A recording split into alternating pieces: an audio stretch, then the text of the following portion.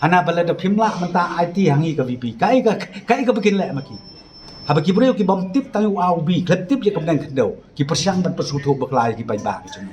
Usimbut Menteri Rangba Kajela uba Preston Tensong haka khadui tarik uno pra ula ther ting e ikinong yalam ka VPP na ka bakin no baklem datib ikiching sisa kila persang manyalam baklai ki pai ba halor kamat pen ken ria ikijat dende harijan na thamyo maulong sa ka jakka badan ka office jong ka Shillong Municipal Board nakaliang uba Tensong ula keno ya ka VPP baka persang manle politik ya kani kamat klem datib ikiching sisa bat persang manyalam baklai pai ba ulah pensairu bagi jaka baka sarkar ka thung ban ajaka ya gijat ben harijan kan long trai daga Shillong Municipal Board oman ai ya kani ka jaka sa harijan ulah kentu ikinong yalam ka VPP bagi day banwan ra ban pan sing na ka sarkar but oman yalam baklayo pai ba.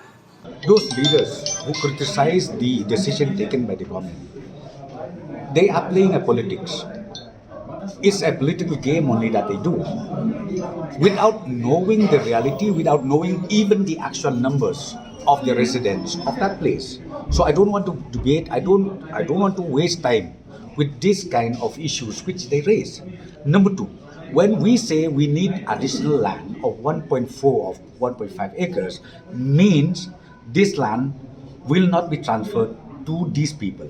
It should be transferred. It should be handed over to Shillong Municipal Board. Simple. It does not belong to them. This land belongs to the Shillong Municipal Board. That's what I'm saying. Don't play politics unnecessarily. If you need clarification, come and meet me. I will explain to you everything. So you can't just mislead people. I think enough is enough. Balikin dia keren hakata kulti. Ban persyang ban persutu baklay upay ba jumi. Ngong pi hangno bengi ong bengin aja kaya ki iya kita. Ngong pi ka jakagin aja ka Shillong Municipal Board. Barki Shillong Municipal Board kan selek ikop dan kam kum kinong trejo ka Shillong Municipal Board. Dan ray ngong pi ngai ki statement joki. Hana balada phimla manta IT hangi ka VP kai ka bikin le maki. Haba ki breu ki bom tip tayu au bi klep tip je kamdan khdau ki persyang ban persutu baklai ki bai ba ki chumi.